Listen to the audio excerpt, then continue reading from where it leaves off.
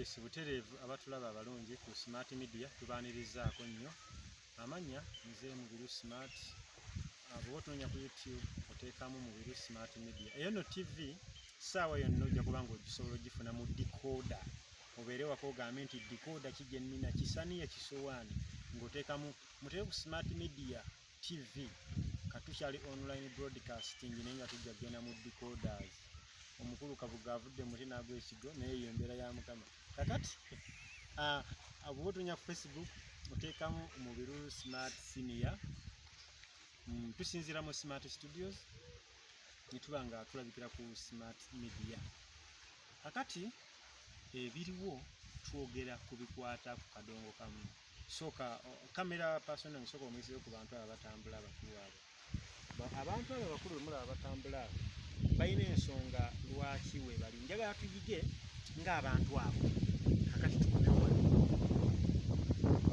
Tugenda kubaako n'ekintu kye tuyiga ekyefaananyiriza ebinyonyi ebyo. Ekyo ekinyonyi babiyita kalooli, babiyitaani. Naye mu kyo Katonda yakwekamu ki? Mu kyo Katonda yakwekamu okulya obuli nga tekikola. Naye obuzibu bw'oyitamu okufuna ky'olya n'ekinyonyi ekyo bwe buzibu bw'ekiyitamu okufuna ekyokulya gwakola. Era mukwano gwange omabeta Jjambaali yagamba yali alya emmere ng'enjala emuluma naye abaagimalawo.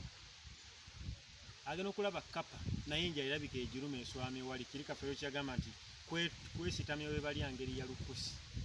N'agiwa emmere yali twaleko ebijanjaalo n'agiwa ebijanjaalo n'ebiwunyako n'egenda. N'agamba kati olaba kkapa etakola terya bijanjaalo olunze.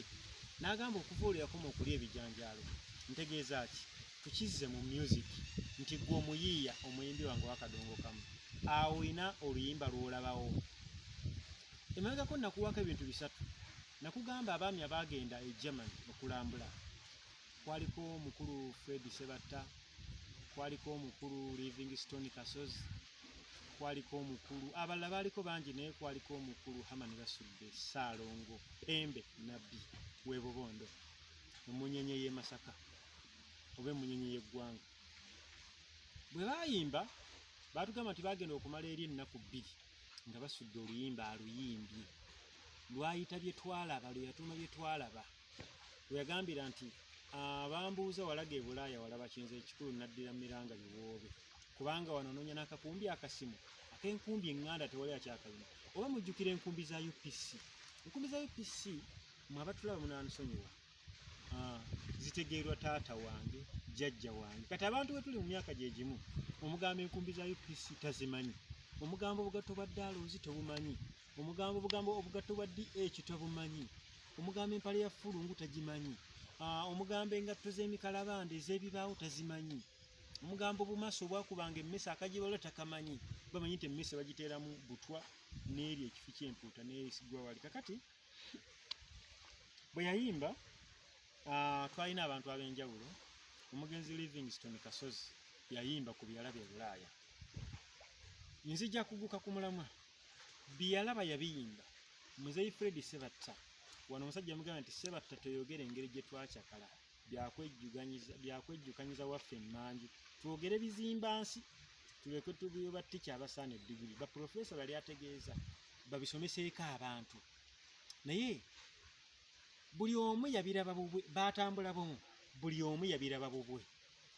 Kakati nzija okuguka ku music waffe ow'akadongo kamu. Abatulaba tuli ku Smart Media, oli ne Mubiru Smart, butereevu okuva mu Smart Studios mutufumba ennyimba zaffe z'akadongo kamu.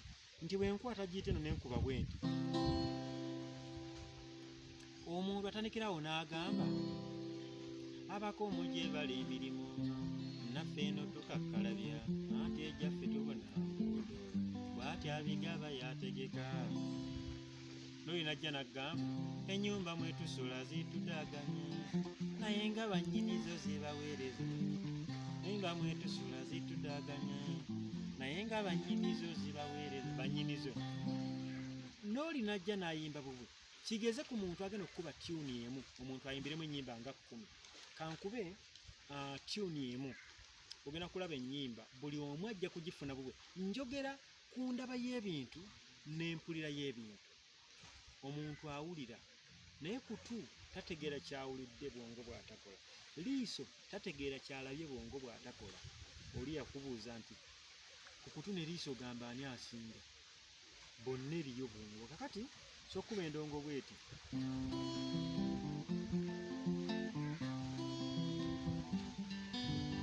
Kino kyanneeyamanga akalombolombo kange eky'okujja mbasunirenga endongo olwo lumu.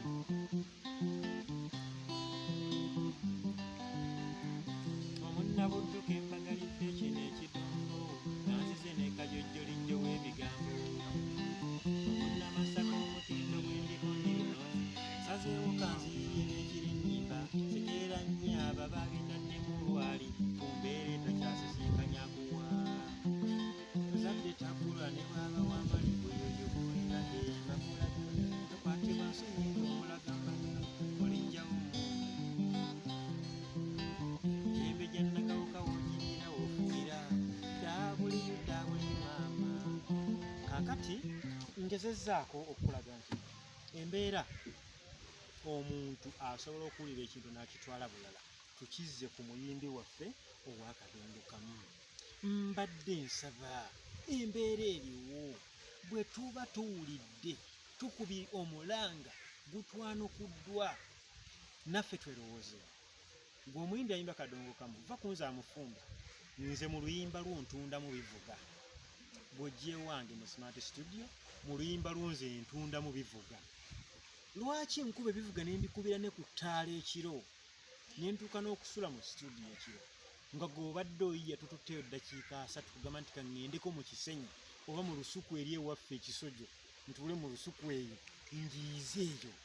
Bannange muyeeye ennyimba noonya ekkubo oli we yayita toddamu kuyitawo. Temukozesa kkubo limu. Waliwo agenda ku luzzi oli n'ayimba. Olwo oluyimba nawulako muzeeyi Matiya Luyima abaluyita ekibanja kya Laakiri. Mu bufunze naluula mwaka gwa 1990 nze nga ndi muto kuba ntanga kutegeera mu gy'ekyendamu. Agamba ekibanja kya Laakiri tekyatusiima ntunulira enfenensi gye twali tunze. Ye yayimba ku kibanja yakiyimbako ekyo. Waliwo kiyimbako Kkedo, waliwo kiyimbako ekirala abayimbi abakulu. Amakubo ge mwayitamu okuwanika ekintu kino mugamba nnyo nti ekintu omukiresa abaana tebakiwanise. Mwe mukozeewo ky'okubalaga amakubo ge mwayitamu bawanike ekintu kino nga bwe mwakiwanika oba bakikuumireyo. Mwakiwanika ate mukireeguludde mukisudde ku ttaka. Kati munenya abaana abato nti tebawanise kintu. Mubalage temuleke gamba mwana gundi atuwalampa. No, ayinza okuba alina ensonga egyayisaawo naye nga bulwajjayo omutwe bw'ati abeeko nekyayogera mu muwulire atomera jja mu mmwe. Kakati Smart Studios twateekawo Smart School of Music. Abayimbi abaagala okuyiga okuyimba n'okukuba ebivuga mujje tugenda kubasomesereza bwereere. Nkiddamu tugenda kubasomesereza bwereere.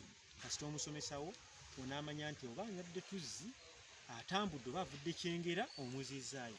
Tugenda kubasomesereza bwereere okukuba gita, okuyiga bye bayimba, okuyiga bye bayiiya, okukuba keyboard n'amaloboozi. Ngenda basaba katono nnyo nja kukolanga obuntu buli nja kudda nkola lessons engazi nga tusinza no ku Smart Media. Naye tusooke tutunulira ekyo omukisa oguliwo na biki bye tugenda okugufunamu. Nze ku lwange ntaddewo nti tugenda kubasomesereza bwereere. Akatalekeka mwenna mubadde temunakimanya nti omugenzi Hamani Basudde yafa. Ye mufu alabirira abalamu. Ye mufu asinga abalamu okusula obulungi kati.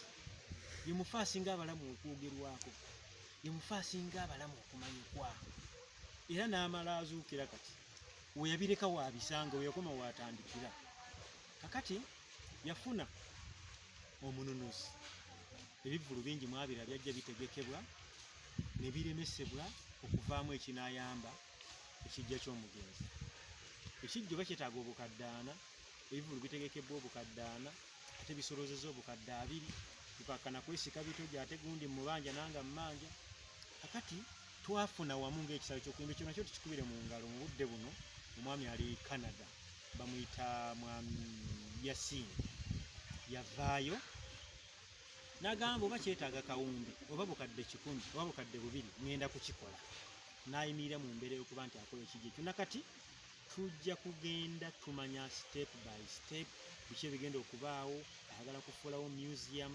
Tujja kubanga tumuwa obuwabuzi ku bye tumanyi ayagala wamala process eyo addeko process y'okuzzawo bandi Kabuladda abaffe kyowulira kyewalyagadde mu Kabuladda kulaba mbadde engoye z'abasudde kulaba yimba nnyimba z'abasudde kulaba kubandongo z'abasudde kulaba bayimbanga basudde oba eyo naye enteekateeka weeri ku agenda then tujja kuba nga tudda mpola tubabuulira ebigenda mu maaso era n'okusaba nga 11 ogw'omukaaga nga 11 ogw'omukaaga lwe lunaku lwe yafa era wagenda kubaawo emmisa egy'okusabibwa mu maka ge nkakasa bulungi nnyo nti ekijja kye kyasibiddwa mu kikomera n'ennyumba ye ey'ekivubuka yasookeramu wali yagamba omanyi saalina kibanja awalala nga nazimba ku bbali owakitanga nzaala awo kulimbala mmiri Nnannyondo mu Lulonyi luli kwaluba mukyala Mujula byonna yabyogera yali mu lyeranga n'alagula n'ebirala naye yasobodde okuba ng'ezzibwawo mu mbeera eyo